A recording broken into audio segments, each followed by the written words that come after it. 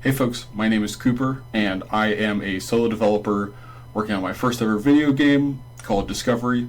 This is the developer log number 5, calling it Welcome to the Village.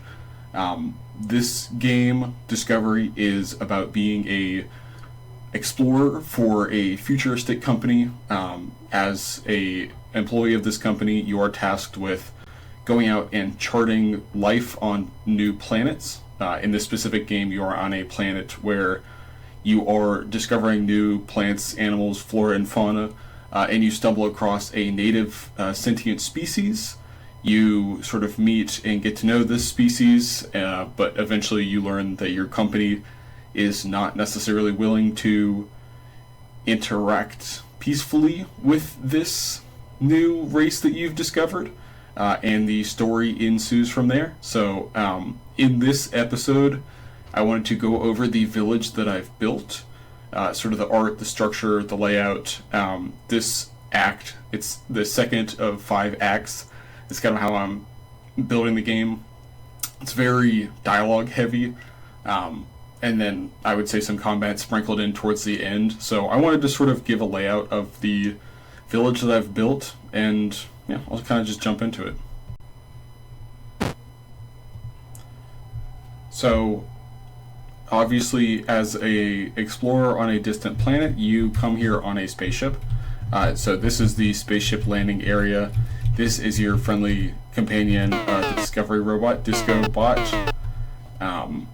who is your sort of, I guess, subordinate on this trip, although Disco is really the one that makes everything work.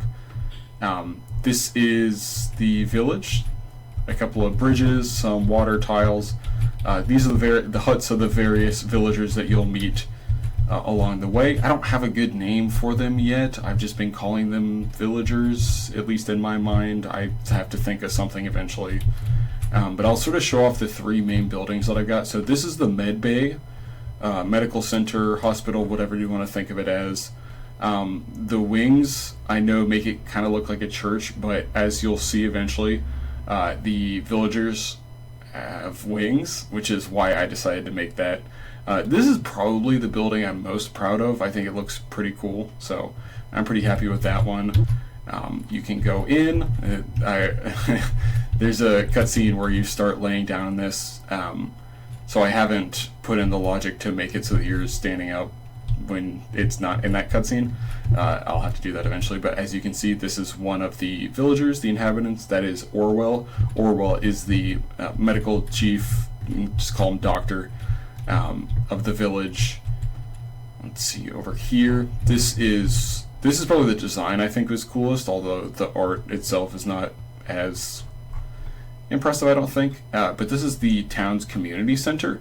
So I guess the lore behind it in my mind is that the village was first formed around this huge fallen tree, and they sort of built the community center into this huge tree. So the community center has 3 rooms.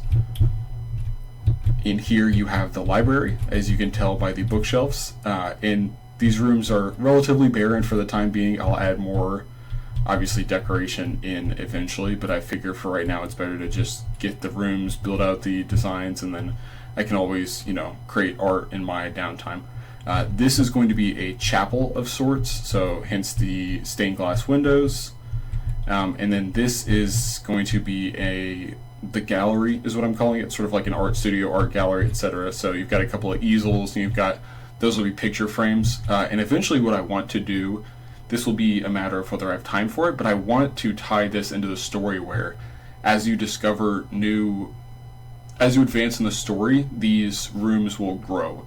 So the gallery is the best example. So as you discover new fauna, and I kind of took this from Citizen Sleeper 2, where you're sort of finding new pigments, and you're able to color your ship in different ways as you progress in the story and find new things. My thought is that plants, obviously, the flora of the planet is what you would derive pigments from. So what I'm thinking is you would come in here and the director of the gallery would have created new works of art based on the pigments from the flora that you've discovered. In the chapel would all be about the souls of the creatures that you discovered, right? So the fauna, in my mind. I don't exactly know what you would have added in there, but something along the lines of the animals, the fauna you found. And then the library would tie into story points. So there would be new poems, new bits of text that you would be able to find in the library as you progress in the story. Journal entries over the nightly cycles are a thing I already have built into the game. So I think that that'll also be something that will, as you write more journal entries over the course of a sleep cycle, as your character writes more journal entries, that will increase the volume of the library. So that's the community center, a couple of more huts down here. This is the mayor's office. Right now I have it as just another hut sprite, but eventually I'm going to have that be slightly customized somehow. In my mind, the mayor's office is also just her house. So this is Mayor Eliza. She has her fancy little desk with her wings nicely tucked behind there. Again, not a lot of elaborate art. As you can see, this is just like a table sprite that I've stretched out and I'm using right now as doors. I want those eventually to just be like faded white so that you're just walking into it and you walk out, whereas for the exterior, walking up and pressing X to actually open the door, I do have a lock-unlock system, so that'll sort of, you'll lock and unlock, or you will have some locked doors that you have to unlock over time. A couple river tiles over here, some stuff. Again, maybe I'll add some more stuff as time goes, but this is the last building I wanted to show off. This is the barn. The movement's a little glitchy inside right now, as you can see. I don't totally know why it's doing that, but I'll have to go look at that. And as you can see right now, the barn is supposed to be closed. I need to actually make it so that the door is closed. I don't know why that's not loading, but this is a little sign saying that Joy, who runs the barn and the farm, is out of town at the moment, and then you'll come back later and you will have where's my barn? Buildings, barn. You will see a different sprite, which is barn door open. Wow, look at that. Fancy. So let me show off the barn real quick. That's the barn. So barn door is closed, barn door is open. And this is one, this is what my first barn looked like. So not very pretty. That's one of the worst pieces of art I've created. This barn looks a lot better, looks a lot more barn-like. I think the sizing is probably a lot more reasonable too. These little hay bales I really like. I think they turned out really well. But yeah, let's show off the inside of the barn one more time. So inside the barn, I just put this together today. So I haven't put a ton of effort into the actual layout or anything, but I actually think I'm mostly happy with it. Again, I'm not totally sure what's glitching with the player in here, so I'll have to obviously figure that out. But yeah, the idea is that you'll have this barn segment where you'll come in here and have some life forms. And then there's also this little farm area down here, put it back to scale, with these wood fencing tiles, and then there's Meowshroom right here. And go into battle, see Meowshroom. I'll do a quick show you a move.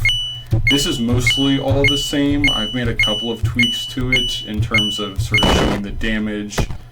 But most of this is the same as the last couple of whenever I last demoed the combat. Okay, looks like we're frozen, which is always good. I knew that I needed to work on this, but it seems like in several cases when I'm spawning out of combat, I'm getting into like a glitched position where the player character is getting frozen. So obviously that's not ideal. You're seeing it's catching a lot recently. I don't totally know what the deal with that is. That hadn't really been happening previously. That's gonna have to obviously be something I look into. I know with these wood tiles, you can see the edge of the tile is not actually on the wood itself. These are tiles, so the tile goes like right here. If I show you, go to village. So you can see the tile, right? The tile actually goes right here. So if the player hits these edges, they're going to stop. I'll probably want to try to tweak that eventually. Unfortunately, with grid tiles, you can't necessarily just say, oh yeah, cut it in half, so colliders on this half, no colliders on this half. I'm sure I could do that programmatically. It's just probably a bit of a pain.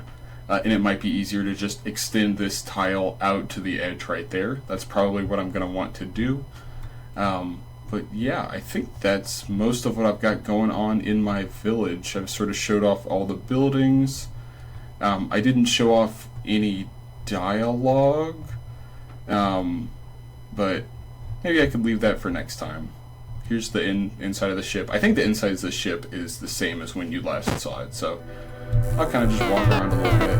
I just go, oh, this is something right here where I switched that from a sprite to an image, so that's always going to be static, which I think was nice. That's also not ideal, so as you can see, still lots of bugs. It's, game development progress. That is kind of how that goes. Let's see.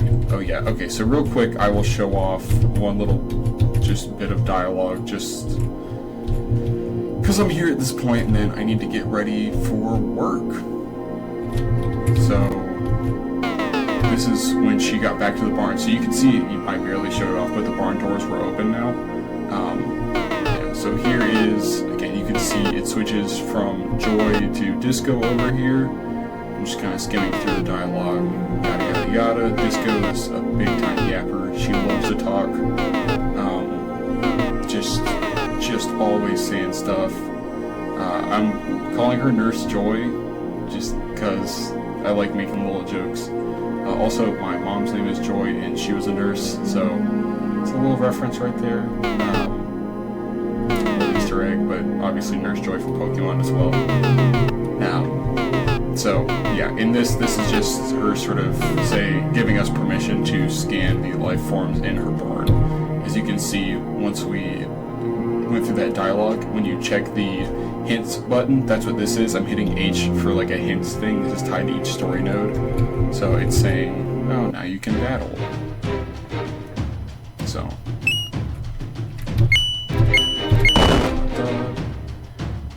Balancing the combat is obviously something I'm going to have to work on. I haven't really touched combat in the last really the last month. I guess what I would say is in this act, I haven't really done anything to add or alter the combat at all. One thing that I know I want to do is add like modifying moves. So like something that increases health, something that multiplies vowel damage, right? Things that just change up the combat as opposed to just being hit the letters, add it up, and do that damage. So I kind of figure at this point what I'm going to do is create Act 2, have that whole sequencing, and then I think combat's going to be a lot more of a focus in the end of Act 3 and the chunk of a big chunk of Act 4, and I think most of Act 5 will be combat. So I've decided it's probably okay to just, work on some different elements for now. I did put a good amount of work into that combat in the beginning.